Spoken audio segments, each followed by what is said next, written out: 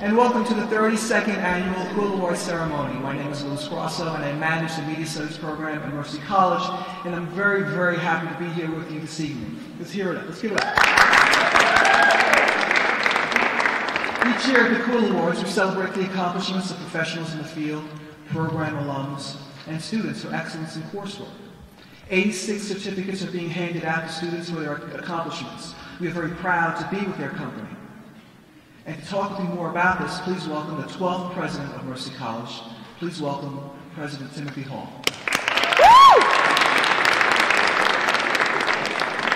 Well, good evening, everyone. This ceremony, the Quill Awards, officially marks the beginning of award season at Mercy College, right? They'll be going on now for the next few weeks or so, all the way up until graduation, but you're at the very front of the line. It's great to see you here tonight. I see you regularly during the days in jeans and pajamas and all the rest, so it's nice to see you all dressed up and looking special, because this is a special occasion where we get to recognize your accomplishments, the hard work and the focus that you put in across this whole year. We now get to say you did well, you did good. We're also getting to recognize some folks from outside of the college, either coming back or who we recognize for their professional accomplishments. Janine Rose, it's so great to have her here. This falls on a very busy night for her. You might have noticed that we have a primary election today, and she has work to do once she leaves us, so she'll be up late tonight after you've gone on to party and celebrate your awards or whatnot. We're very happy to have her here and recognize her. And then George Manessis, our alum, is back here, giving you an example of somebody who started right here on this campus and went on out into the professional world and has accomplished some great things that you'll hear about later on. We want to give you solid models that you can aspire to as you go forward and see what's possible with your Mercy degrees and what's possible as you get out into this field. So I just want to welcome you all again tonight, say congratulations to all of you who will be receiving a recognition. Thanks.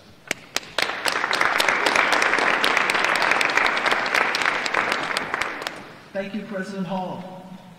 The Media Studies program, with its concentrations, is organized within within the Department of Communication and the Arts. That department is in the School of Liberal Arts, and we are very pleased to have the Dean of the School of Liberal Arts. Please welcome Dr. Tamara Joshi up to say a few words.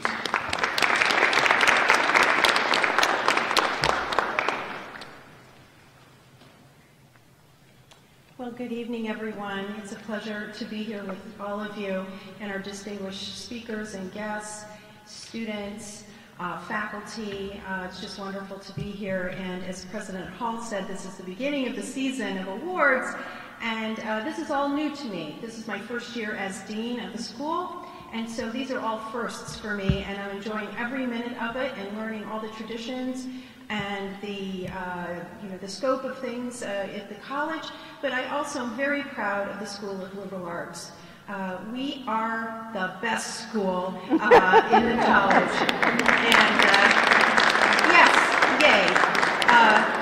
The students have been fabulous that I've gotten to know, but I really do want to point out the faculty in the school. I was asked today by a candidate for a faculty position in an interview today. He said, Dean Joshi, what is the best thing that you've discovered at Mercy College?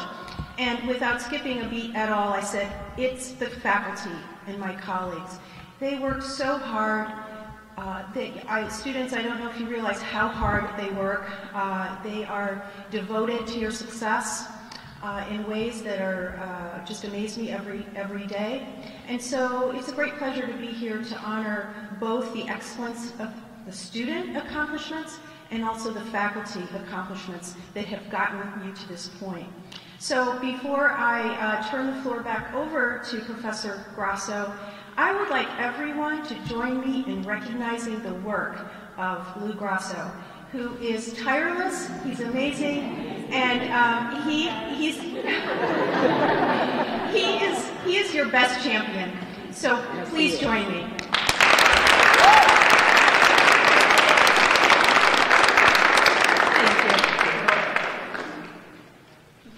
Boy.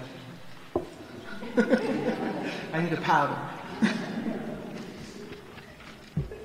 If you are a Westchester resident, then Janine Rose is a familiar face.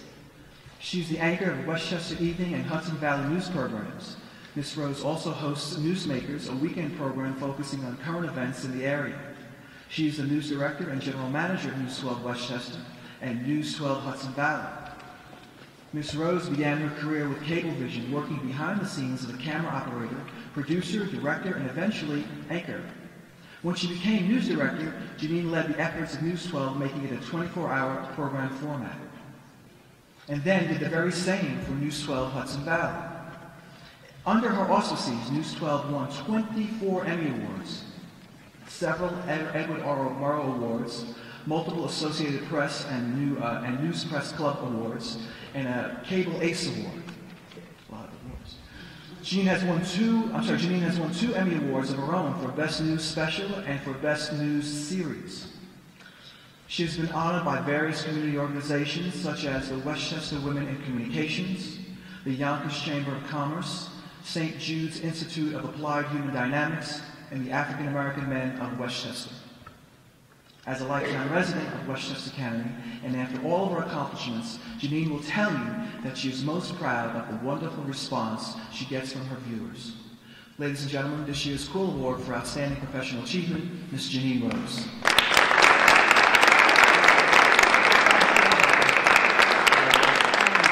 Thank you. That is stunning.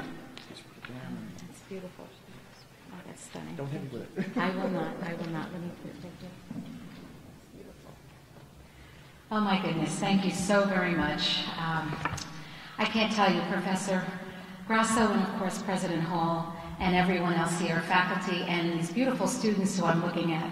I can't thank you enough for this honor and this award and tell you what a pleasure it is for me to be on your campus. I was mentioning earlier, it's invigorating to come back to college no matter how old you are, and so I feel very invigorated tonight to be with you.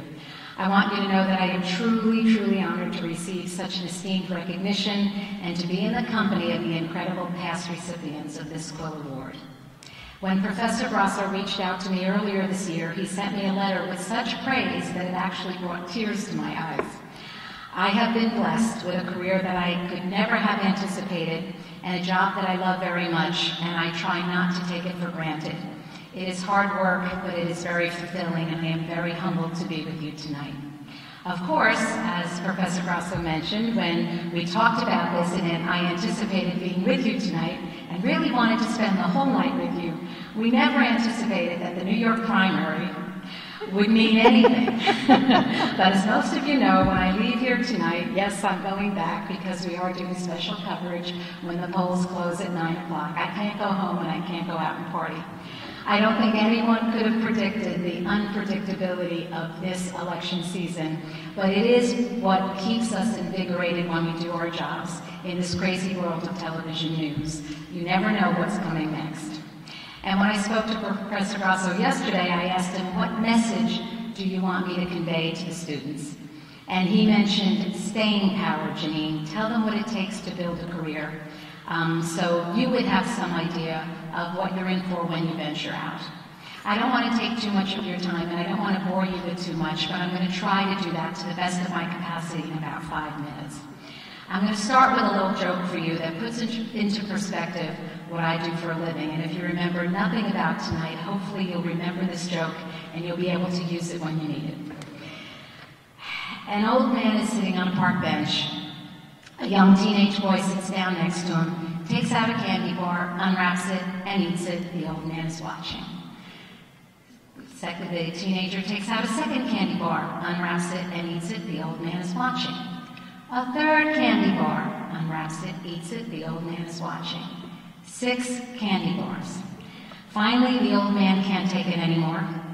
He turns to the teenager and he says, "Son, do you know it's really not healthy to eat 6 candy bars at one time? Not only could you get acne now, but think about it when you get older. You could have heart problems, diabetes, obesity, heart problems. You know, what are you doing?" The teen said to him, "Sir, my grandfather lived to be 107 years old." The old man said, 107? Did your grandfather eat 6 candy bars a day? The teen said, "No, he minded his own damn business. That joke works every time. I use it because in the news business, you mind everybody's business. And it's our job, basically, to mind everybody's business. But I tell that joke because hopefully it'll bring things into perspective. But we are here to tell people information and to give people information. At News 12, we're in the profession of not only minding everyone's business, but hopefully we do it with professionalism and with compassion and with caring, and when it's warranted, with a cutting edge as well. I have to tell you on the serious side of that, years ago when I first became a news director in the 1990s, I got a phone call. I shouldn't say I got a phone call. One of my reporters, who many of you know, Grace Noon, got a phone call. And it was from a woman who lived in public housing in South Yonkers. She was a grandmother, taking care of 2 or 3 of her grandchildren. And she said to Grace that her building, which is on Ludlow Street in Yonkers, and many of you may or may not know it, but it is an area that is basically full of people living in conditions that maybe are not what they should be. And this was 20 years ago, and she begged us to help because they had not had heat or hot water in days. And Grace turned to me and said, Janine, what should I do? And I was a new news director at that time, and we were trying to find our way as to what our mission should be. And I said, Grace, take a camera, go down there, let's see what happens. And of course, when we showed up with a camera, all of a sudden, the landlord appears, and all these concerned people appear, and we very simply told the story that this building had no heat or hot water. Well, sure enough, that night, they got a plumber to show up. And this is a very big building. We're talking about a high-rise building. And literally, the next morning, the phone rang in our newsroom. And Grace picked it up from this woman who said, quote, "Thank God for you people. We have hot water." That defined my mission as a news director that day, because I realized that we tell stories for a lot of reasons, but the press is powerful, and you have that ability to change lives. And we were very blessed because that woman gave us credit, because sure enough, they got that plumber there the night before, and because we turned the light on the subject, they got heat and hot water back into their building. So I tell that story because it defined for me the mission. While helping people, of course we want to inform them, of course we want to entertain them, of course we want to do our jobs and educate them when it's important. But it brings me back to career, and that's what Lou asked me to focus on, career. What you do every day, how you do it, how you get where you are.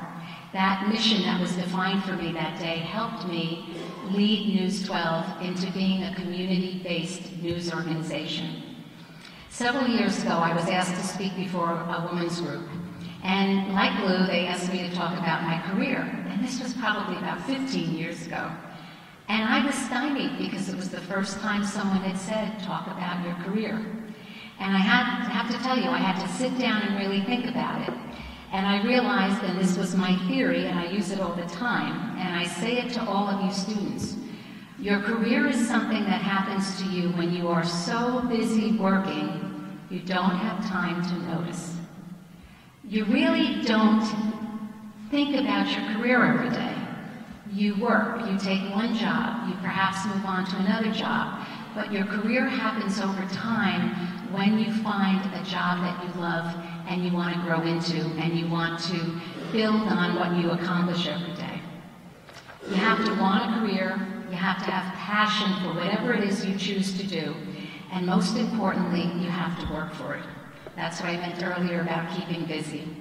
Media careers take no prisoners. There are no easy rides. I always say what doesn't kill you makes you stronger, and that's true. I can tell you that I knew in college that I wanted to enter the communications field. I double majored in both communications and history at Lehman College in the Bronx, and later got my master's at Brooklyn College. But, and I always say this, today's news is tomorrow's history. So if you like history and you want to be a journalist, that's a good background to have. But my parents had 3 daughters, and they wanted us all to be teachers because they really felt that being a teacher, and I'm talking about like an elementary school teacher, was the way to go. It gave you security, etc.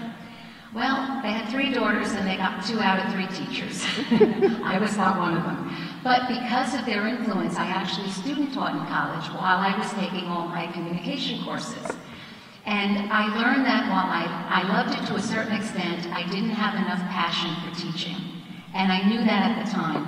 And ironically, I have to give credit to one of the teachers I student taught with, because she was the one who told me about passion. And she was the one who said, Janine, if you don't feel passionate about this now, don't pursue it now. You have to pursue something you love doing. And at the same time, whenever I took a speech or theater course or a mass communications course, I was in my element. I loved it. So she really helped me define for myself what I wanted to do going forward. And I knew when I finished my college career that I wanted to be in this medium. But ironically, in college, I actually loved radio more than television. So when I got out of grad school, I thought, I have to get a job in radio. Well, this was now the late 70s, early 80s, and getting jobs was not easy. And literally one day, my sister, who owned a home in Yonkers, handed me a brochure for Cablevision. And on the front of that brochure, because they did local programming in Long Island and local news, they had on the front of that brochure a news set with a male and a female anchor. And somehow or other, when I looked at that brochure, I realized that that was the path I wanted to follow. Now, I didn't know at the time what I would be doing. I didn't know if it would be in front of the camera or behind the camera, producing or writing, but I just kind of knew that that was where I had to follow my heart, because that's where my heart was. Cablevision was new. It was in its infancy at that time. I swear I took a job for $4 an hour. And it was in the business office. I was answering phone calls from people who lost their cable and weren't happy about it. But again, this is with a master's, but I had the opportunity, and they promised me at the time, they didn't have a studio built, but they promised me that when they did, within 6 months, they would move me over into production. Well, it took 2.5 years, but I learned the cable industry in that time. And they built a studio, and they kept their promise, and they moved me over into production. At the time, we weren't really doing news, but over the years, we evolved and started doing news and got the opportunity to build what we had built on. So I have done it all, behind the scenes, in front of the camera, etc. But I've been blessed that I worked for a company like Cablevision that allowed me the opportunity to grow. It was a growing company, and I got the opportunity to grow with it. But most people nowadays, it's not that easy. You know, I was blessed in a certain way. But as you all know, when you've been studying media, you have other opportunities now. When I went to school, there were 7 channels in New York, 2, 4, 5, 7, 9, 11, 13. And if you worked in New York, you were at the top of the game. It wasn't easy to get entry-level jobs in New York. Now, however, with all the dot-coms, with all of the cable channels, etc., it's opened up a whole other world. And what I tell all my interns as well is, it's not just television out there. You know, there's public relations, there's media involved in every element of almost every profession, every job. So the opportunities are there for you, so don't hesitate to go for where your heart is. And I laugh when one of my favorite channels is HGTV, Home and Garden Television, as you all know. But look at all the people that are just experts. They're carpenters, they're builders, they're architects, and yet they're heading up programs and leading programs and taking you through stuff. So there's just so many opportunities out there to follow your heart in so many different directions. So I don't want to take too much of your time, but I do want you to know that when you get into a career that you love, you will know it and you will love it. Ironically for me, once TV got in my blood, I don't know that I could leave it too easily. But you have opportunities, and I love, someday I hope to teach on a college level. I might be calling, your President Hall one of these days, because I do want to do that, and I do want to work with students like yourselves. There is an adrenaline rush when you're working in TV or working in news, as most of you already know because you've been studying it. But again, I just want to leave you with the one thought that it all goes back to passion. I love what I do because I have a passion for what I do. It's the same way a doctor is a good doctor, or the same way a teacher is a good teacher, or a college president is a good college president because they have passion and they bring that passion to their work every day. People in our business, the majority of them, are making modest salaries. You're probably not going to end up being a millionaire. That happens to a couple of people, but not very many. But if you have passion for what you do, you'll be a millionaire in many ways. Maybe not necessarily financially, but you will be in feeling pride and gratitude in what you do every day. I firmly believe that if you love what you do, you'll do it well, you will succeed, and you will all climb the ladder. I also want to say right up front, I don't do it alone. I'm getting a lot of credit tonight, I'm getting a beautiful award, but I have 75 people who work with me every day. I always say this, and it's true. If I succeed, it's because they succeed. If I excel, it's because they excel. It takes a village. It really does. And one final little piece of advice for you. The Freemasons have a saying, and I love this. I have it taped to my computer. The more people you help to become successful, the more successful you will become. I'm going to repeat that. The more people you help to become successful, the more successful you will become. I can tell you that is true on so many levels. Never hesitate to pay it forward. Never hesitate to help someone else do their job, even if they're going to outshine you. Never hesitate to take on a project out of your comfort zone. The rewards will come back to you tenfold, I promise. And that brings us to the Quill Award, which is one of my rewards. Proof that there's a certain level of personal success here.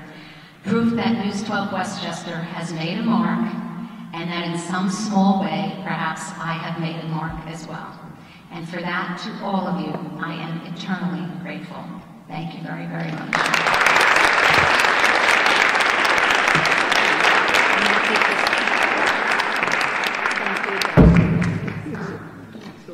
Thank you.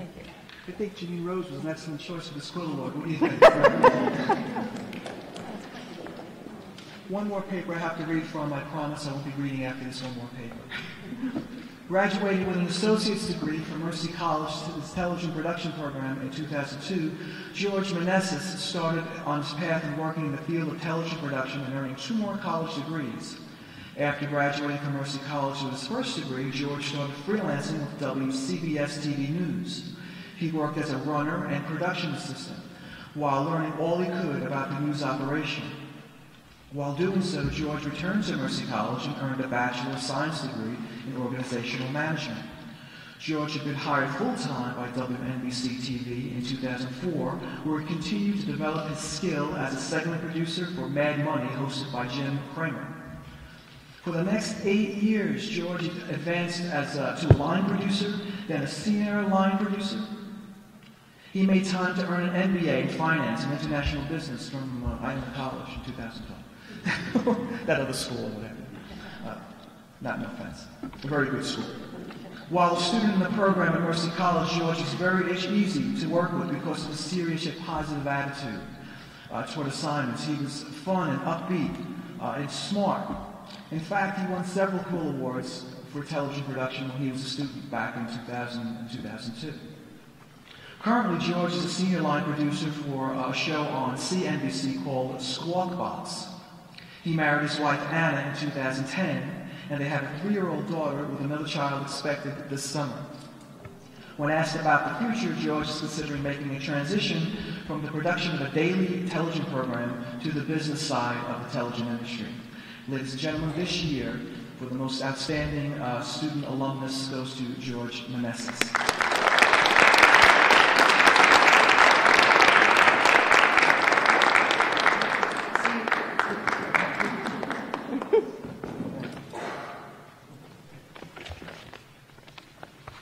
Hello, everyone. Professor Carasso, faculty, students, thank you very much for having me. It's an honor to be back here. It's been about 14 years since I've been on this campus, and a lot has changed, a lot of new buildings. It's great to see the growth that the school's having. I first came to Mercy, actually, as an occupational therapist major. Studied that for a few semesters, and then I found out a couple semesters from there I would have to dissect a cadaver. So then I switched gears to television. But the television program and Lou were amazing. They really, I developed a love for everything. I was able to get my hands on everything, operating a camera, directing, being in front of the camera, and everything in between. Quick background, as Professor Grasso mentioned, I was offered immediate employment, fortunately, upon getting my associate's degree. I began taking freelance projects, some paid, most not, but just building my resume and trying to learn everything I could. Fortunately, I was offered a position at WNBC in 2004. Initially, it was just as a backup when people were on vacation or called out sick. Did that for about 3 months, and I told myself this is an opportunity. Remember the first day walking through Rockefeller Center, I was starry-eyed, and I knew I couldn't let this opportunity pass me up. So I made the most out of it, and fortunately, after a few months, they offered me a full-time position, and I've been with the company ever since. The role itself offered me several challenging projects, but most of them, my day-to-day duties were pretty mundane, but it didn't matter. It was my foot in the door, and I had to learn everything I could. Unfortunately, production assistants don't get paid well. So I continued bartending, working 6, 7 days a week just to make ends meet and try to grow in my career. But in the role, I was doing everything from field producing to developing stories, beginning to end. Once I was able to master my day-to-day duties, they allowed me to grow and take on some larger roles. After about a year and a half or so, I made the switch to financial news at CNBC, assuming the role as segment producer on Mad Money with Jim Cramer. Once again, I wanted to make the most out of it, so I learned every position on the role. This way, if there was ever backup needed, I would be the first name to call. In about 2 years, my hard work paid off and I was promoted to line producer. And I was working directly under the executive producer, managing a team of about 8 or 9 people. The role gave much more freedom to find new ways, innovative ways to grow the brand, improve ratings, and transform the show. We initially were a stock picking show, and we sort of grew into more of a research based, and it was more value add for our viewers, so we developed that way. And about a year and a half ago, I began the next chapter of my career working on Squawk Box, a financial news show focused on the markets and with politics and everything in between. Early hours, 6 to 9 a.m., so my alarm goes off around 2 a.m. And somewhere in there, I decided to go back to school and complete an MBA focused on financial management and international business. It's been a busy decade and change, but I wouldn't change the course of how I got here. So I want to share a few things I learned along the way to help you no matter where your career takes you. First, being a producer.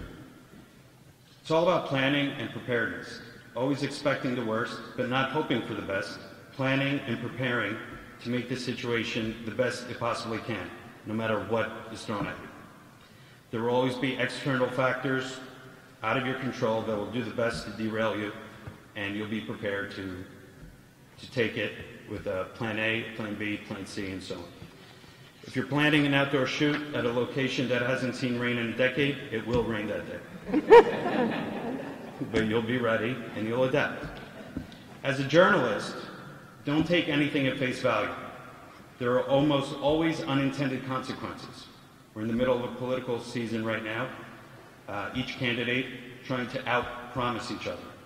Take a step back, follow the flow chart. Does the math add up? What else will be affected if we go this route? Be a critical thinker for everything, and don't give anything a pass. Intern as much as you can. Meet new people, help them, offer to come in on your days off, express gratitude for the opportunity, and make a lasting impression. When something opens up, they'll think of you first. And finally, I'll leave you with a few pieces of advice, not just for succeeding in your career, but also in life. Never stop learning. Read everything. Analyze everything. Know a little bit about a lot of things. Be an expert in 5 areas, but have a working knowledge of 100. As the vice chairman of Berkshire Hathaway said, Charlie Munger, You're never going to get very far in life based on what you already know. You're going to advance in life by what you're learning throughout the course of your life. And finally, I'll leave you with this. Be grateful for everything you have. Don't take any job for granted, no matter how insignificant it seems. If you do, there's someone hungry waiting to fill that spot. Take pride in every task you complete, no matter how mundane. And that job you hate may actually lead to the career of your dreams.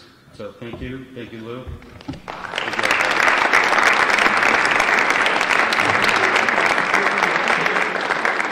Thank you, George. Life is a path. Life is a journey. There's no question about it. Okay, I'm no longer reading. Thank you very much. The next segment of this program is about you, the award recipients. The first professor to give out awards is Dr. Alum. She teaches courses in film and culture. Where's Dr. Kreger? She's here. There she goes. Give a warm welcome to Dr. Alum.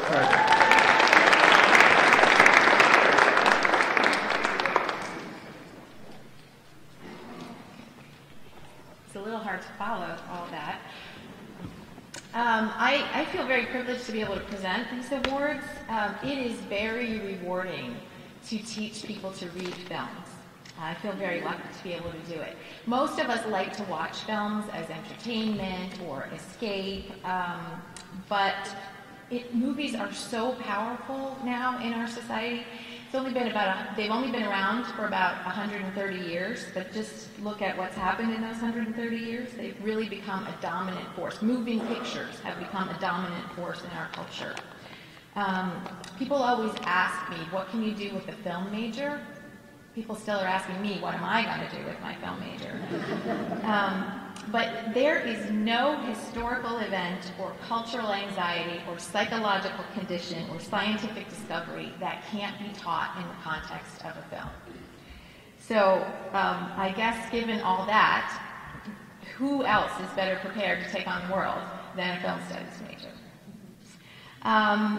I am so proud of the students who are getting these awards because they have become exceptionally adept at analyzing and negotiating the world around them by deciding to come to movies as scholars rather than just viewers. And I'm very, very proud of the work that they've done. Okay, so the first set of awards is from the Film and Culture course, so for excellence in the Film and Culture course. The first one goes to Thomas Romero. I saw you just walking.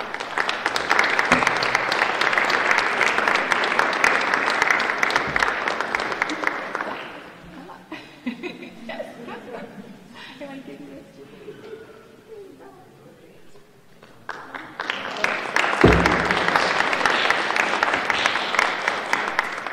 The second one goes to Jillian Rocco. Jillian is also an athlete, so we can't always get her at all of these events, but I'll make sure that she gets the award. Also, Brittany Lee, who I believe had to work tonight. Well, we're happy for Brittany anyway. As you can see, our students do a lot and do very well in these courses. Marshall Woods.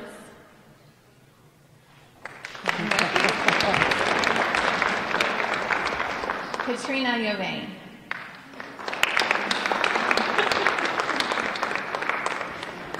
I know. I know all of those students in particular work. Okay, and here. Brendan Carey.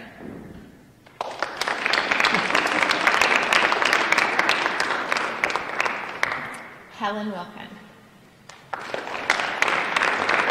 I want you to remember all of their names so that when you find them, you're going to congratulate them. This is what it's like to get a field trip together. You should just know.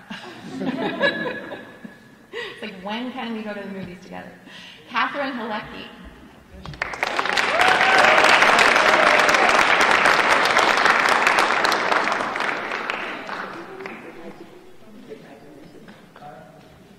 Extra applause for Catherine for being here. Yeah.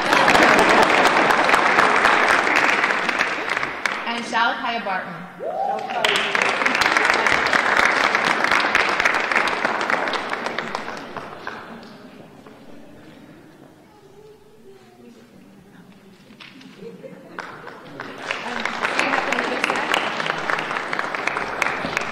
Lou, is there another course that I'm supposed to do you want me to present those too, or no?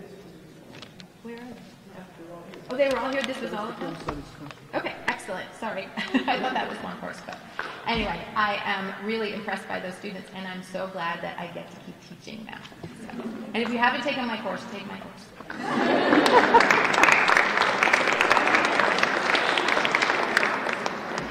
Thank you, Ellen. And also, if Ellen produces our International Film Festival each year, I'm quite sure you've seen some of the films last week. Anybody? Right. Some people, like President Hall is there. It's a lot of work she does that goes into something like that, and getting the rights to play those films is a headache in and of itself. Up next, this man that needs no introduction. He teaches our journalism courses. He is the faculty advisor to the Impact newspaper, and he's also now our, is it official? Our department chair of the communication and the arts. Please welcome Professor Michael Carano.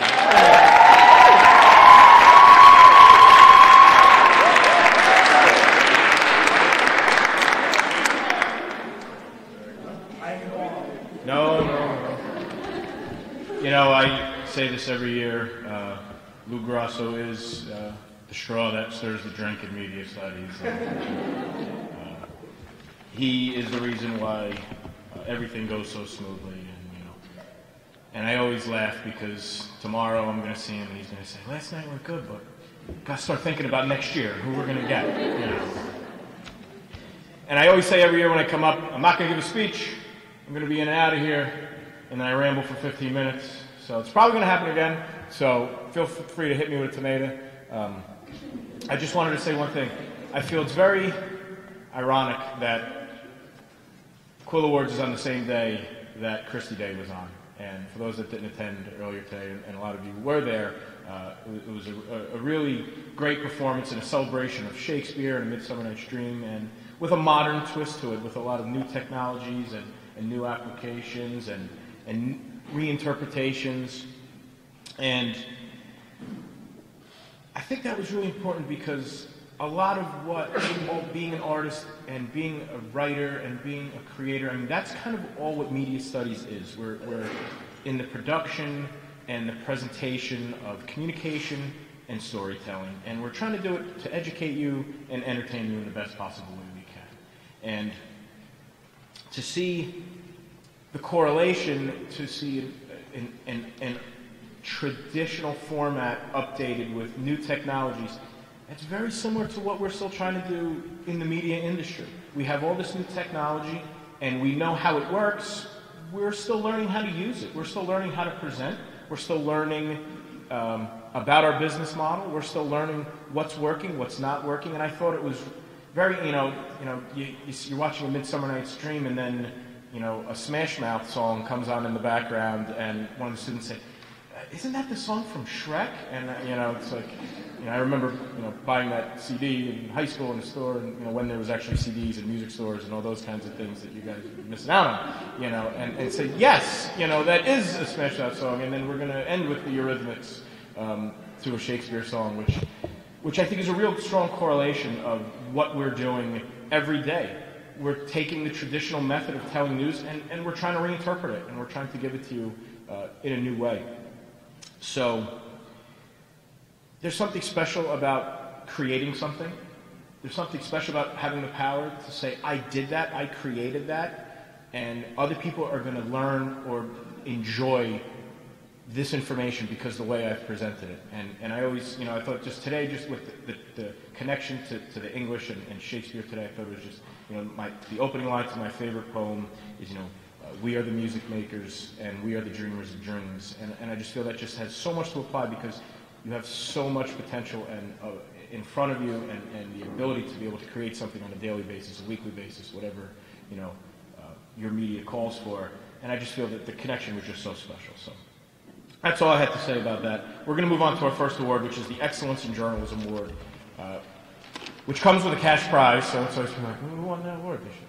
And I thought it was really interesting, and I know right away that this student is going to be okay because I spoke to her earlier today before she knew that she had won this award and said, Mercy College sent me this check, and I don't know why, but I cashed it right away. I said, young lady, you're going to be okay. Let me tell you a little bit about this year's winner. You know, the Excellence in Journalism Award is about who has taken the strides in her classes, in her professional work, in her internships, to say, I'm ready for a career.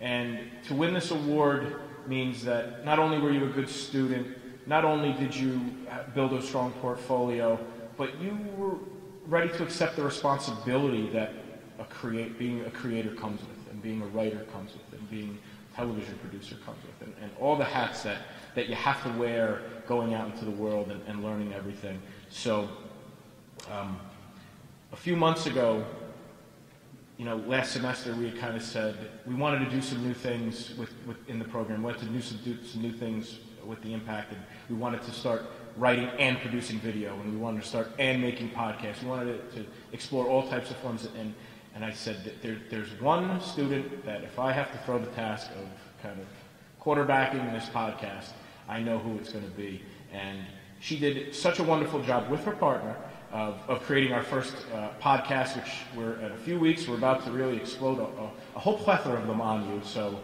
be prepared. So if you haven't listened to it yet, it's on the Impact News website, and we're really proud how it came out. And you know, earlier this year, she had a front page story about a student who goes here, who was from Flint, Michigan, who was kind of speaking of, you know, the challenges of how everyday life here seems so normal, and then a call home, you know, the challenges that they're dealing with. And she was able to really humanize that story and bring it, you know, to everybody's attention.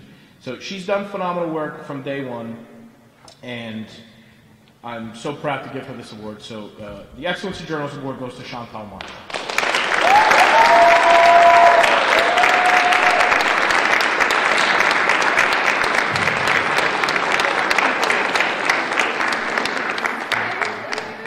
Congratulations. Excellent.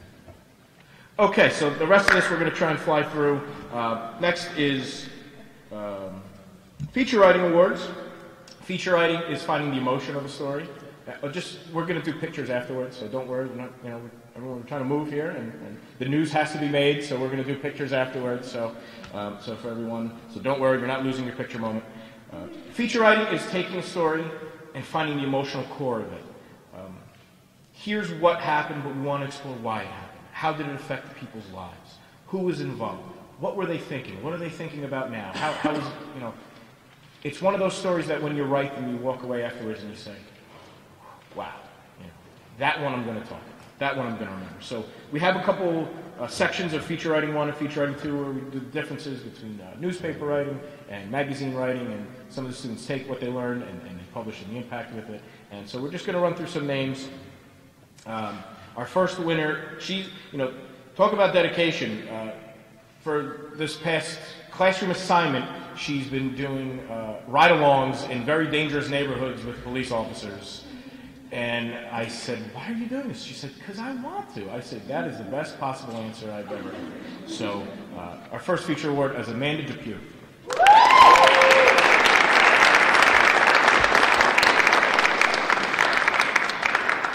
Congratulations, Amanda.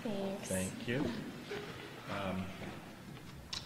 You know, our next student had said, you know, for feature writing, had said, you know, it's 1:30 in the morning, and I'm ready to walk into a strip club where there are transvestite strippers, and this is going to be my profile. Is that okay? And I said, let's make it happen. We look for every single form of any person who's going to tell a story, and, you know, so she's always coming up with these really zany story ideas that are just unbelievable to read afterwards. So Lane Griffin.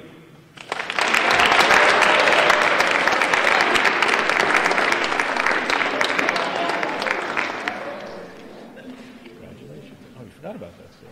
I didn't think so. Okay, so if you picked up the Impact last issue, you saw inside in the color pages a 2-page spread on the unfortunate situation of a faculty member we had who lost her son 20 years ago. And we have reported this in the Impact probably about 3 or 4 times. And every few years a new student says, you know what, I kind of want to re-explore this. And I said, well, what's your new angle on it? And this next student did such a phenomenal job.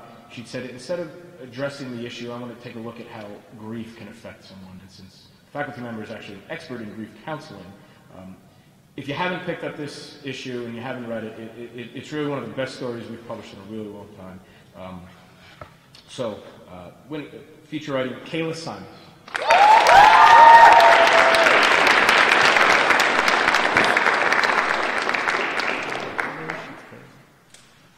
And I'm not going to do this for everyone. I'm just, just the feature writing just means so much to me. So this next student, we've already given her a round of applause for a different reason tonight, but this next student, I only had her one time, and when the course was over, I said, I don't see you signed up for any of my courses. I need you next semester because you are such a good writer. And she said, I'll think about it. And I said, what? And then I didn't have her, and then so she finally called me in the hall and said, I'll be back with you next semester. Catherine Halecki.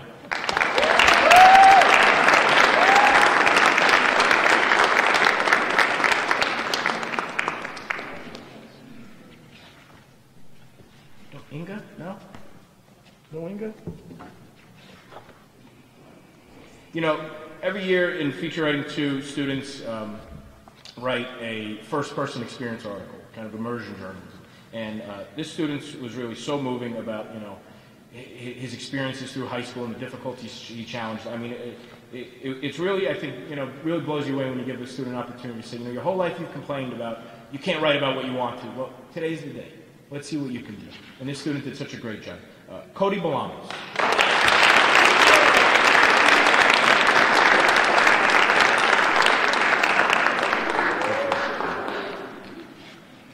Next student is actually in the online section of feature writing, and he's crisp. He's, his structure is perfect, and he's really growing as a writer. Christian Arriaga Flores.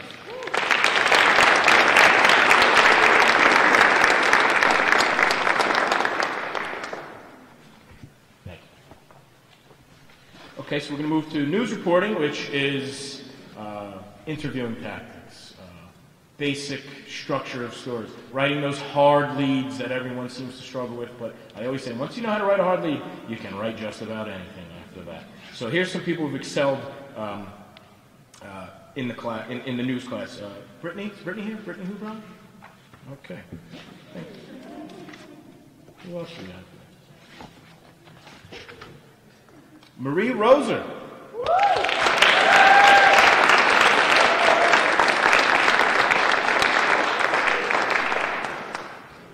Marie was our managing editor last semester. She actually graduated in December, and she was really the brains behind our first video package. And she was really such a good leader. So it's great to have you back, Naomi Asuji.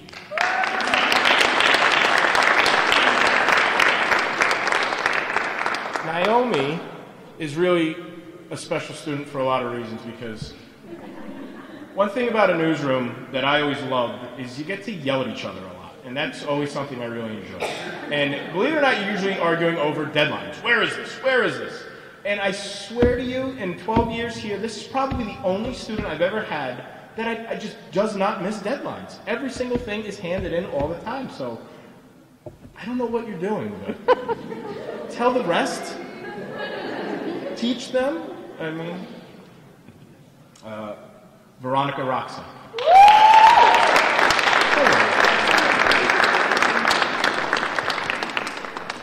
Now, these next two students, I actually want them to come up together because I feel like they kind of were in it together, these two. We had a front page story at the beginning of the semester about students traveling to Palestine and the difficulties crossing into the border and dealing with, different pockets of, Palestinians and Israelis, and it caused a little bit of controversy on campus, and I thought they handled themselves so professionally, and it was really their first big story, and I'm just so proud of them, and they kind of got a little dose of what it's like to write that important story, because it does not go so easy as, the bake sale story. And all of a sudden, you write something important, people do have opinions, and they handle themselves so great. So, Faith Rodriguez and Christine Castellino.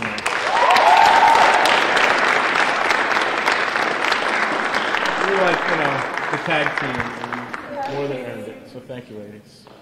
Get out of here. Fake. Next up, I'm going to give for exploratory journalism, and what is that? That's journalism with a new twist on it. We're trying to take a story that's been reported so many times and try something new. We're trying to give a new face to a story. We're trying new things. So we're also going to ask two students to come up together because they were the brains behind the podcast together. And they were out going to homeless shelters in New York City, calling me saying, "We're out here, what are we doing?" I said, "You're doing great. Keep it up." So they kind of were in the journalism lab for so many hours recording this, and they said, "We know it's the first one, we want this to be the standard, we want it to be perfect." So once again, Chantal Marshall and Tanasia Patterson.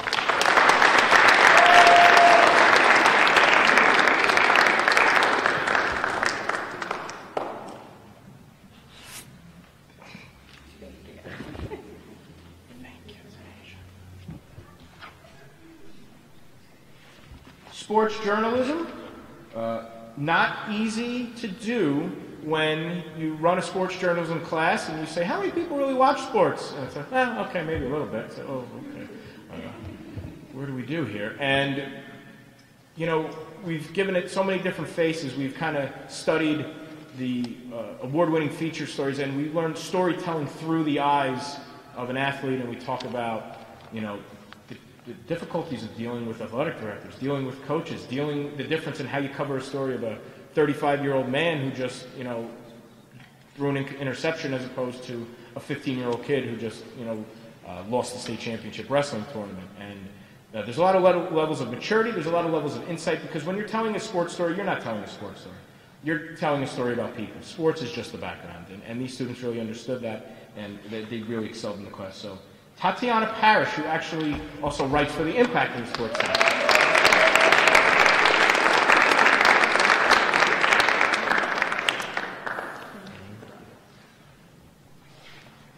Chloe DiGianni,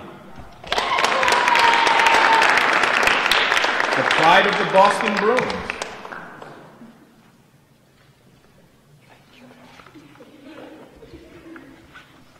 Devin Thomas, always with his Yankees hat that makes me cringe. Once again, she's serving as our sports editor, Kayla Simas.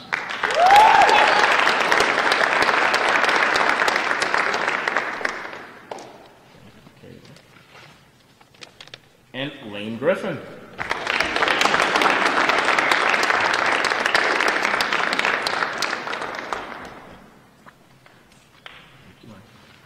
So we have one award for entertainment writing.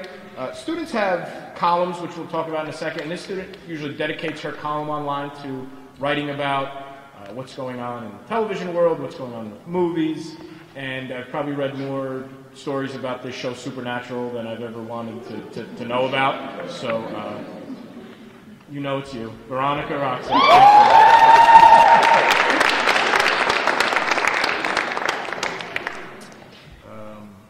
Editorial writing. It's very important to express the student's voice, but to do it professionally. And the thing about an editorial is you're not just here to say, this is what I like and here's how I feel. I mean, you're picking a very adult stance and you're making a defense and you're trying to tell your readers, this is an issue and we need to do something about it. So for the past year, she's done such a good job of it, and that's why it was one of the reasons, aside from her promptness, why I named her the managing editor, and that's Naomi Asugi.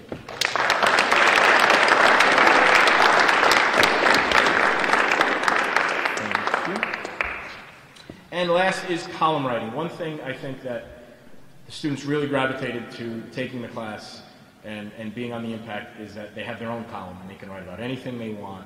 And I think not only, I'm kind of secretly tricking them. By writing all the time, you're practicing and you're getting better. And at the same time, you're saying, oh, this is great, I could write about what they want. So these next couple students have really done such an exceptional job doing it. And first is Faith Rodriguez.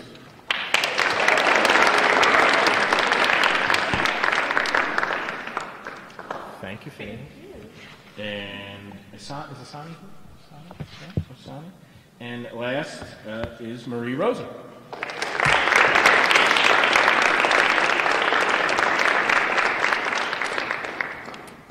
Thank you. Now, just when you think I'm done, I'm not.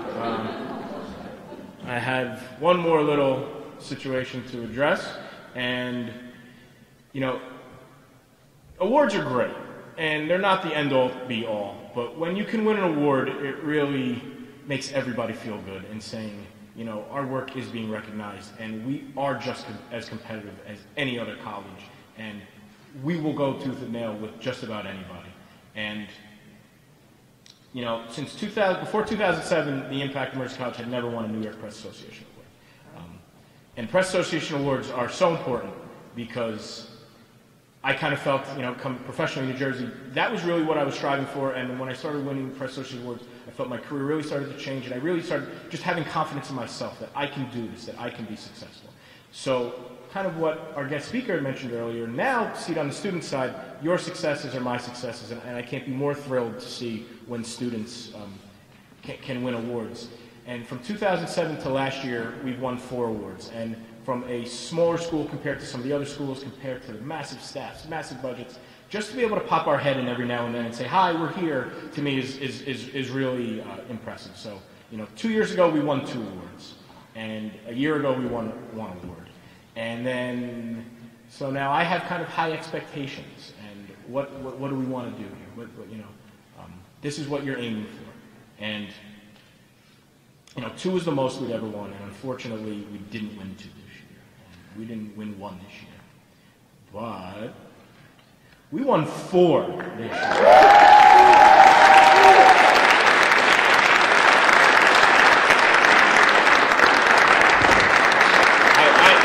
Even I don't know how it happened. So we've had 4 forever, 4 total, and then we just doubled our total in 1 year. Now, there were certain alumni that I asked back to join us this night, and that's because this is actually done on an academic year. As of, you know, December 31st, publishing stopped. So a lot of times, people who won were actually graduates from last year. And ironically, I have 3 students here who just meant so much to the program, meant so much to the newspaper, meant so much to the legacy of setting a precedent of this is how it is. And I want them all to come up at the same time when I'm done kind of talking about it, because I think they've kind of earned it. And ironically, they're 3 graduates, and they're all roommates now together, living in an off-campus house together. 2 of which are actually 2 of which are students, who are graduate students at Mercy College now, 1 of which is an employee at Mercy College who is now going off to graduate school in the fall. So I can't be more thrilled. So first, I want to talk about writing editorials. We kind of already discussed editorials and how important it is to kind of make a stance and stress your opinion. And this writer is just so naturally gifted. She might be maybe one of the best pure writers, if not the best pure writer I think we've ever had in the program. And as an undergraduate, an article that she wrote last year, a textbook publisher contacted me and said, we're putting out a psychology textbook. We read this article online. Can we print this article? And I said, you realize an undergraduate student wrote this? And they said, we don't care. We want this article. So her stories and her writing has been nothing but courageous, if you've kind of followed her. And once again, she actually won the same award last year. So once again, you're one of the top 3 editorial writers in the state of New York. So Jackie Miranda, congratulations. You're all going to come up together.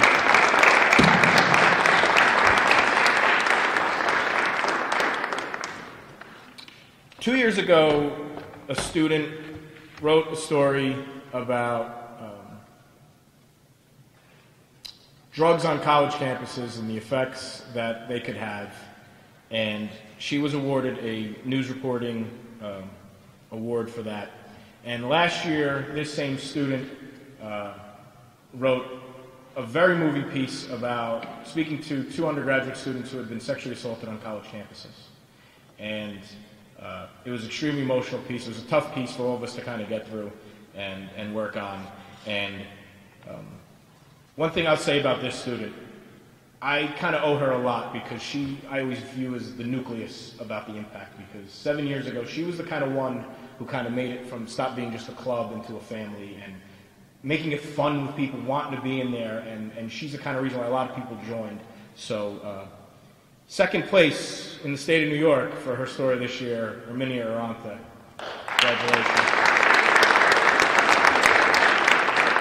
And lastly, so right now, Jackie, you have 2, and Herminia, you have 2, and Carissa, you don't have any, right? Well, we have a tie ball game now because tonight you won 2. First is second place. Her column is the second best column in the state of New York collegiately. And one thing as a warning to everyone, if you're ever going to date a writer, be very cautious of how you treat them because you will show up in their columns. So you've won second place for column writing and a third place award for feature story. You know, we have a student on campus with PTSD who has a service dog. And at the same time Carissa was doing this story, CNN came down to do a story on him as well. And he was talking to me afterwards, and he said, guess what? I got the CNN article in one hand. I have the Impact article in the other. The Impact article is better than the CNN article. He said, without a question, and that's because she remembered rule number 1. The CNN wrote about the dog. Carissa wrote about the person. And that's what a feature story is all about. So I want to introduce all 3 of these ladies, Carissa Allen, Herminia Arante, and Jackie Miranda. Come on up and get these heavy things off of my podium.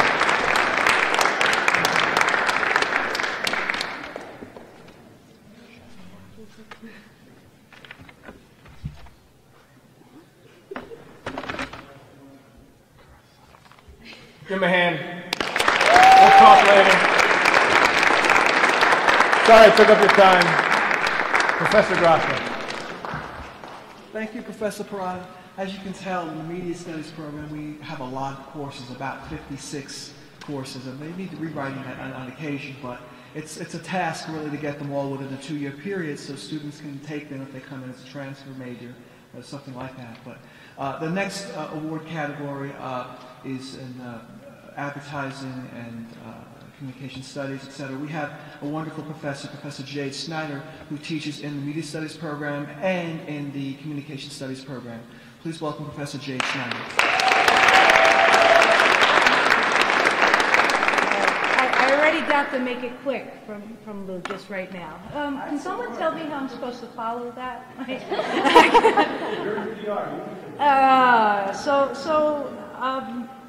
What I can say is that one of the things that I have learned being part of, a larger institution is really there's so many overlaps. In some ways, we're so very different from journalism, but in some ways we're alike. And we're also, in many ways, alike media. And also, we are like film and culture in general. And I think that that's one of the things that we're trying to express through our students in the coursework is that, communication studies is about trying to have the pulse, your finger on the pulse of not just popular culture, but intercultural communications. Creative advertising is one of the courses that I teach, and we'll talk about that in a minute. But really understanding that overlap so that we can, or I like to think of it, sort of pull behind the curtain and see what really makes certain parts of this country grow and go. Those mechanics of the overwhelming sort of corporations and things like that. How can we here grow, I think, in an understanding of how those things work, but more importantly, how can our students start to become the change that we want to see in communications as well, and how they can use the tools that we've all learned up until now to sort of make their own rules and change the game, because it's changing anyway. So the objective would be to do it ethically and responsibly as well, so that communications has a dedication to do that. And the first class that Excellence in Creative Advertising, which I'm really glad to teach, having 20 years in advertising myself, it's really fun to look at that aspect of creative advertising and try to break down and break apart what it means to sort of unlock that creativity. And a lot of what we do in class is sort of trying to remove ourselves from those assumptions and those assumptions that we hold for granted that prevent us from having truly creative thought. And two students here that I think have really demonstrated that in a way. First and foremost, many of you might know, I don't know if he's here, I hope he is, Rodney Jones, and I think it's multi-time award winner Chantal. Please come up, and I want to say that your contribution to class has been fantastic.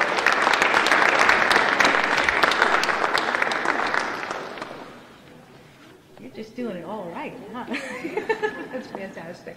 Okay, the next course that I am going to talk about is effective presentations. Now, this is something that is part of the communications major, but also I've been finding that many other students are taking the course, and I'm really glad about that, because what they realize very early on is that probably 95% of what they see out there in terms of communications and presentations really just don't cut it, right? Oftentimes we say too much, we go on about minutia, and really we have to understand the way people think, and a message isn't worth anything unless it connects to the audience that you're intending to deliver it to. So a lot of what we do in that class is try to distill these ideas as much as we can to the essence, and really try to attach that to some type of story. And that story needs to be resonant for the target. So we have to look at who that target is, then we have to understand how we can make that connection with them in a way that's as persuasive as it is informative, so that we're really appealing to all of those things at once. And that's a trick, and it takes a while to do. And I think that these students have really demonstrated their ability to do that as well.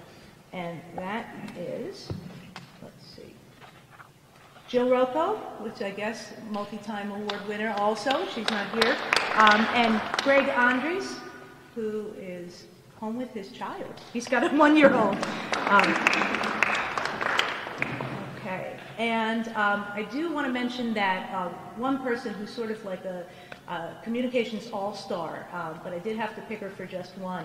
So I picked her for creative advertising because anybody who knows Mandy knows that she is synonymous with making graphic design the best it can be. And I won't take a show of hands, but you probably know who you are if you've asked Mandy to look over something that you've created in the past and you need a little help with it. She's really a rock star, and I think that her view and her ability to execute is really tremendous. And Mandy has really elevated any project she's ever touched in any of my courses. So Mandy, please come on up.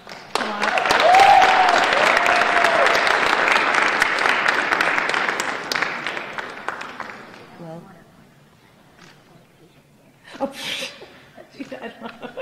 well done.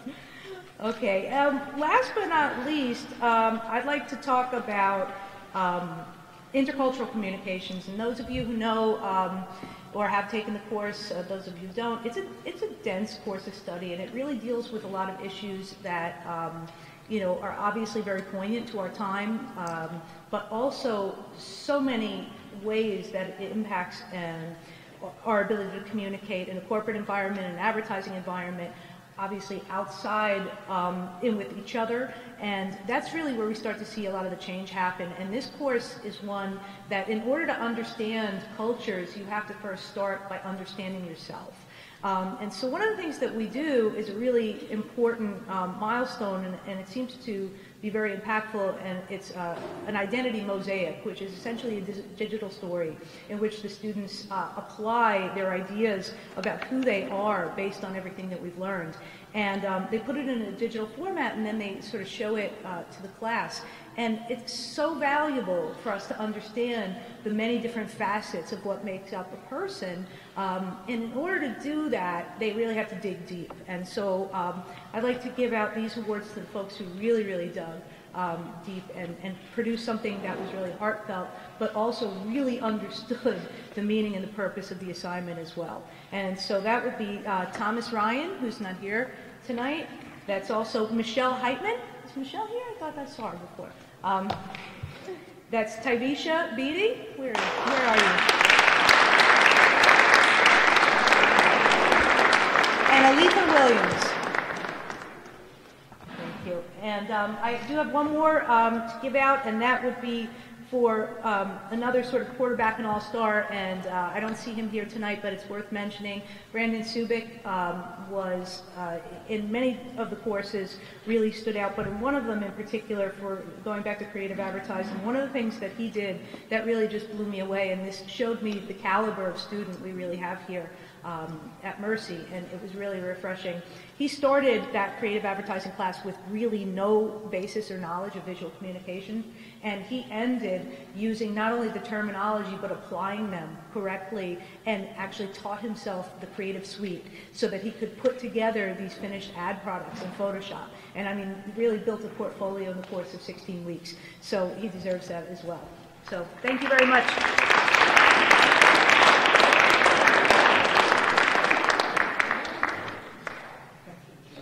Thank you very much, Professor Snyder. This next presenter has been an adjunct at Mercy College for over 15 years. He teaches video editing, he teaches radio production, he teaches understanding media technology, he teaches media in America, and he also assists and is responsible for a lot of the equipment installation we do in the television studio. Please welcome Professor John Savage.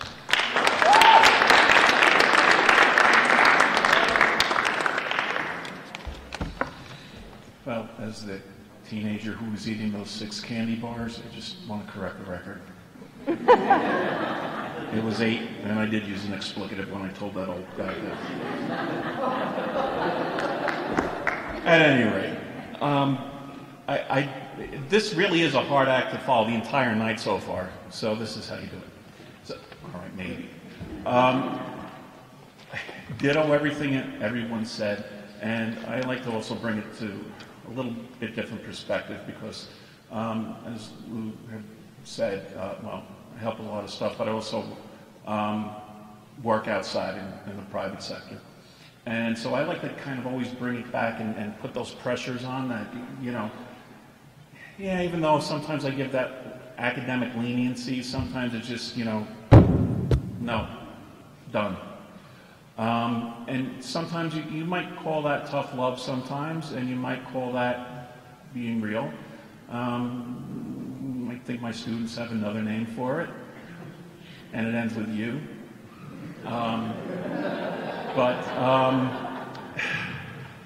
You know, sometimes every time Lou asks me to do this, sometimes it's so easy, and I think every professor here you know certain people, and then there are certain people that, man, we have high expectations for, and sometimes it's, you know, you got to send that tough love. Sometimes it's made up, and sometimes, by made up, I mean sometimes we get the opportunity because, you know, those folks come back around. And without boring you and trying to move it along very quickly, just radio, all inclusively. We try to teach the basics of production, and then I try to make it real in the advanced level and have a completely student-run, well, pseudo station.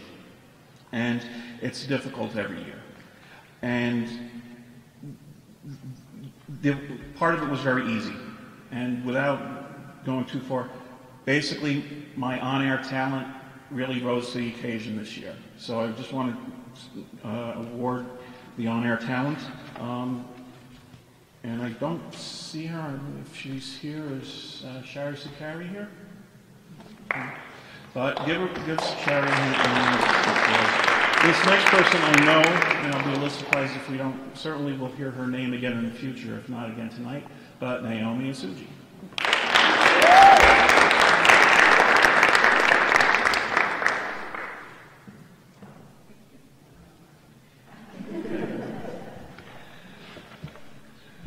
Every radio station has an identity, all right?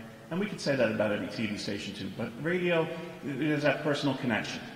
And usually it's just very simply in a generic form known as the voice. And this year's voice was Devin Thomas.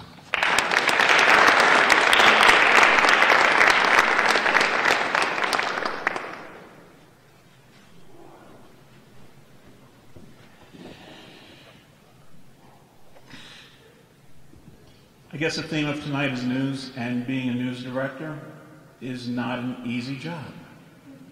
And I had somebody who I just kind of said, I think you'll be good, why don't you do it? And I kind of got the look and I said, yeah, you'll do it. So, Sarai,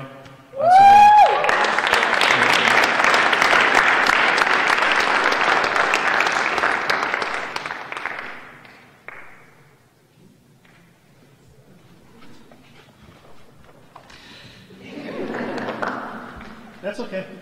You should be proud of it. The last radio award I had, this was tough. This was actually tough. And again, it gets back to who gets it, who doesn't, because I actually grew it up at the time. Believe it or not, if you participated, didn't mean you got an award just for being there. So it's, you know, I also like to think that winning these things does mean something, but, you know, sometimes it also gives you a little bit of tough love when you don't. But I don't want to embarrass this person, but a couple of years over the last few semesters, sometimes I've had to show that person some tough love, but like I said, I finally get to give this to her, and it actually was very easy. Deanna Capers. Deanna was our traffic director. And to those of you who don't know, that doesn't mean being traffic director. She was not flying around in a helicopter. She was actually making sure everything got there when it needed to.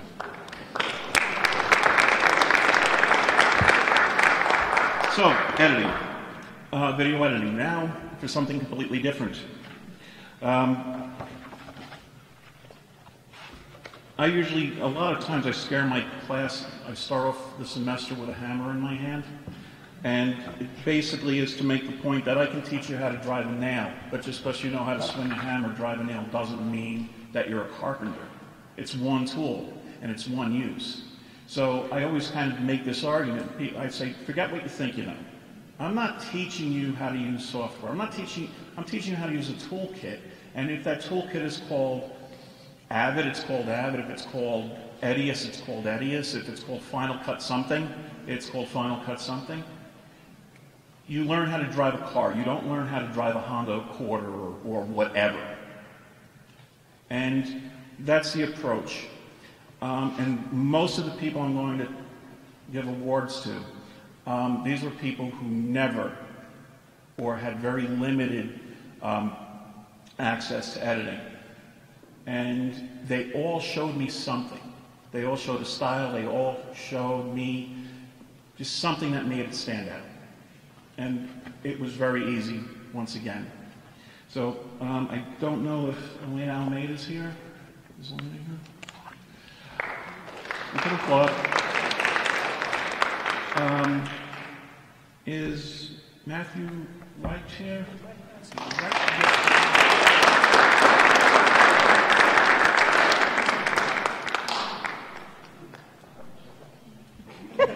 Yes, you should be. Marion Odegaard.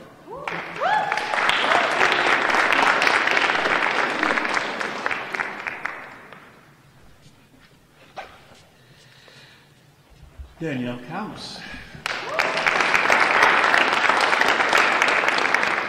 Danielle actually is one of those students who put something together last semester, and she kind of comes up to me and just kind of goes, oh, this is all I have. And I'm sitting there looking like, this is her second project.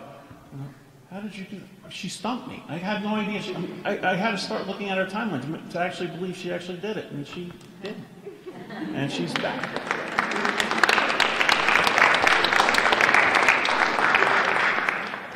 And once again, someone else who just, at the end, he finished so strong. Christian, Christian, I'm sorry, I'm beating your name up. Arabia Flores.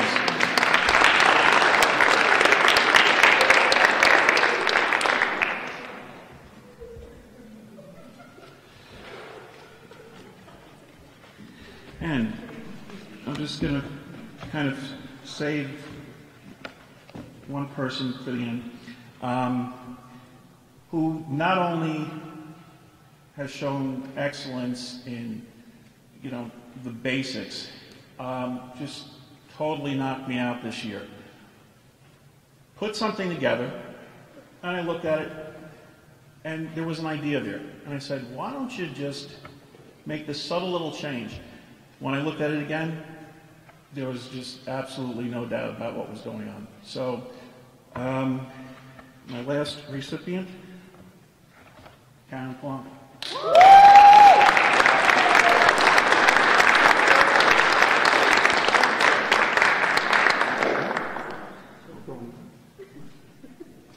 Actually, Karen has taken 2 classes with me in editing, so she is also the recipient of the advanced editing.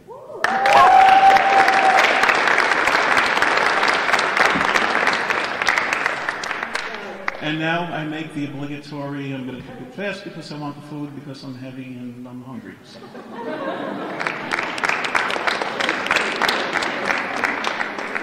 Thanks very much, Professor Manessis. As you can see, we're in the Media Studies program. We're always trying to get teachers with academic experience, but also with professional background. And this next presenter is no different. You might recognize her from 48 Hours or Dateline episode. Please welcome Professor Evie Magnus.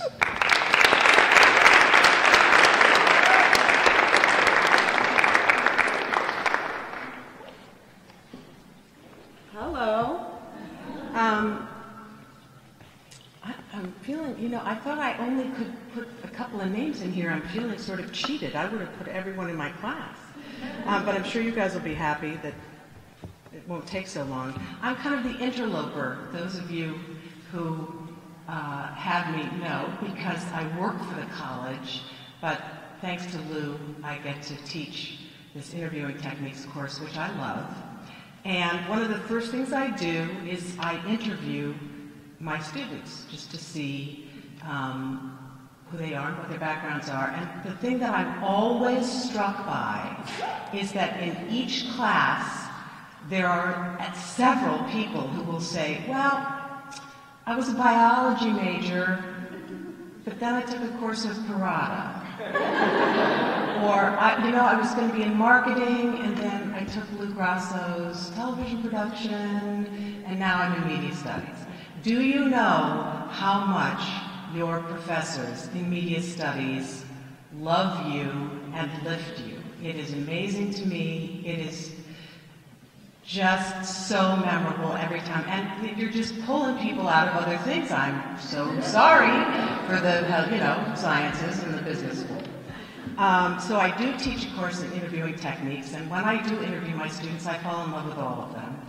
But there are a couple that I singled out tonight, one of whom I've talked to a lot, and the other of whom I really haven't talked to, but I can see through her writing that she knows what good stories are. So, the first person I'll call up is Catherine Halleck.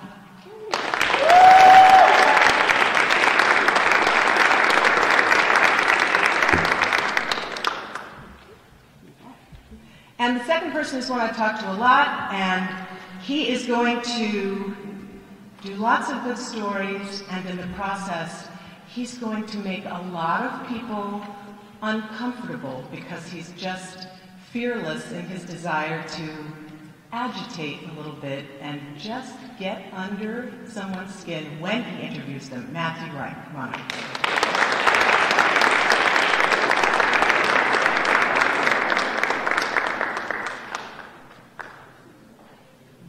And those are my students. Thanks.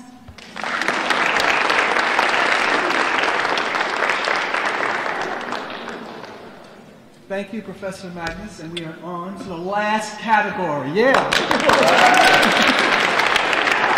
I know, it's a long evening, but we're almost finished. It's a television production. I teach television production at the college. It's what I love to do, and I left the private sector to do this because this is really where I feel I belong. We have several levels, 8 levels of television production at the college. This first level, fundamentals of television production, is the first experience students get in this actual major in television production. The first experience they're in a TV studio. They're working as a director, assistant director, technical director, camera operator, floor manager. Talent. It's the first time they're doing this. And I usually don't give awards for this, but one person really stood out this year, and that would be and Karen Polanco.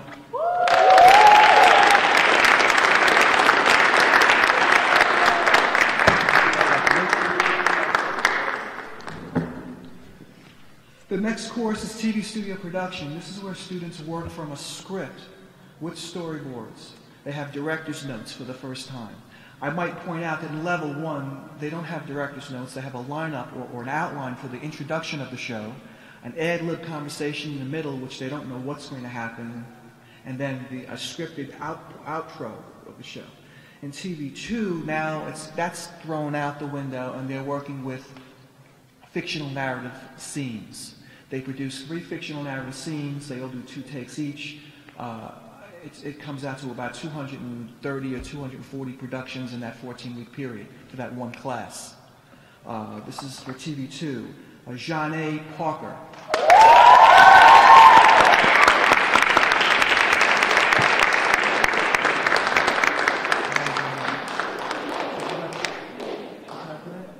Good. The next person who was very surprised, where's Terry Jones?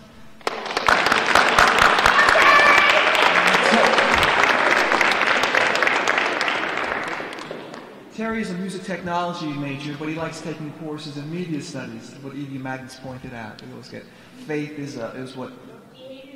Behavioral science. So we have students in various programs after college.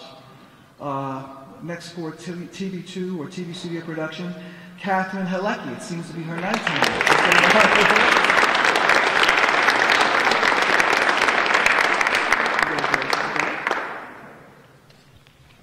And we're still on the TV2 category, Chloe DiGianni.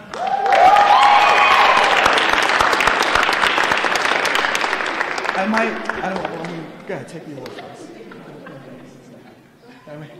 I don't want to take the spotlight away from her, but Chloe's sister, Jacqueline, is in the audience, who's also a student in the program for many years, and she's moved on and graduated. Any good things about the program, Jacqueline? Yeah? Amanda Depew. Congratulations.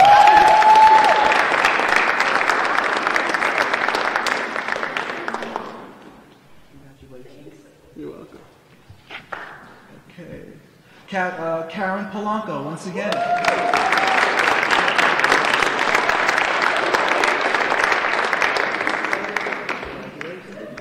This is not a conspiracy. We as professors do not know, and we do not discuss who we're giving awards to. We look at the top, the top of the class. Who's performing the best, who's got the highest grades, who's very cooperative, who has a can-do attitude sometimes in a situation which is really difficult. And we tend to come up with the same people. Now, I think that's a reflection of the person, the student, that really excels. And that's why you see these students receiving more than one award. Hold on, before I say her name. The next course, television field production. That's when we go out of the TV studio and we try to duplicate the lighting conditions and the audio conditions that we were able to learn about in the TV studio and try to duplicate those things on location. That's really very difficult because on location you cannot control the light, you cannot control the sound, you cannot control the traffic moving to and fro. And so you really have to stop and start, scout out a location, do things to try to trick the audience or to create that illusion that this is happening for real. That's television field production. Deanna Capers.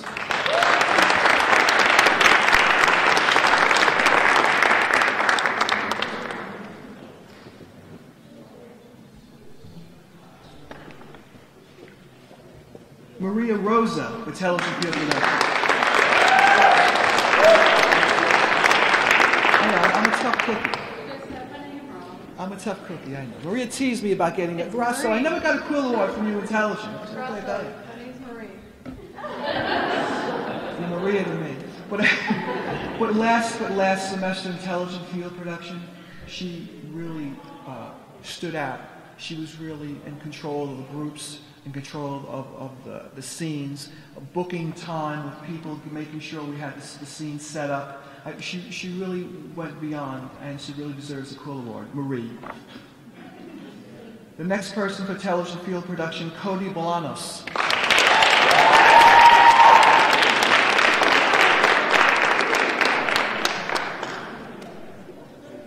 Cody did a lot of performance work with the next person I'm going to call up, Charles Hunt, for Television Field Production.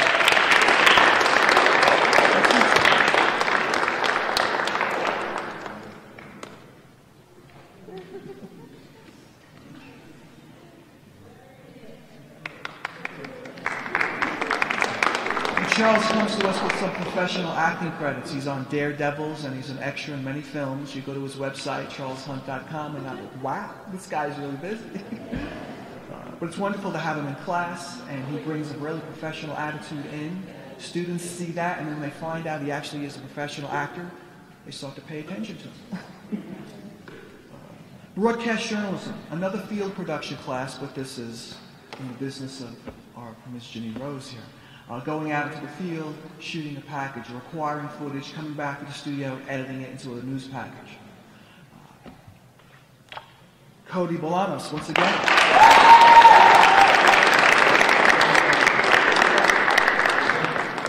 I just want you to get the exercise. That's fine. Zevin J. Thomas, where is he? Devin?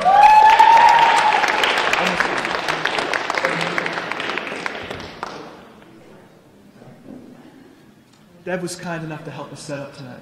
Give him an extra round of applause. Naomi Asuji. Did I say it right? Thank you. I was hesitant. I always ask her. She's just Naomi to me. But I'm like, how do you say your last name? Okay, I have 2 more awards. I don't know these students because they're from the Advanced Writing for Film and TV class. Taught by Professor McCarthy, and Professor McCarthy cannot be here this evening to hand out these awards.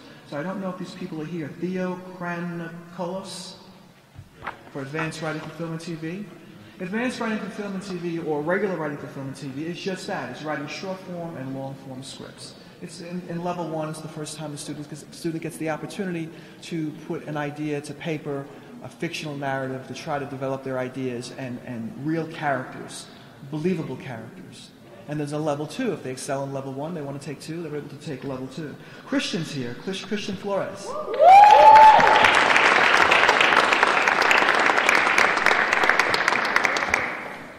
Congratulations, you're cleaning up tonight. And the last person, I don't know this person, Darian Green, is he here? Darian Green? Well,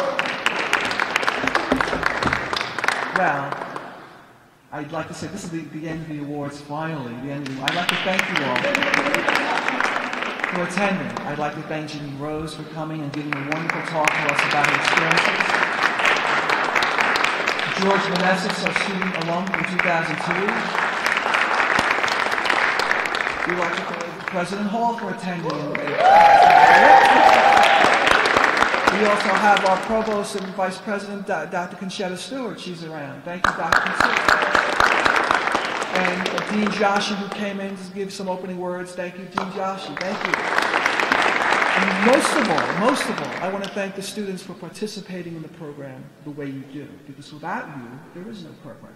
Without your desire to learn and grow, there is no program. So again, let's have a nice round of applause for this conclusion of the Quill Awards. And invite you all to the back to have some dinner. Finally, congratulations.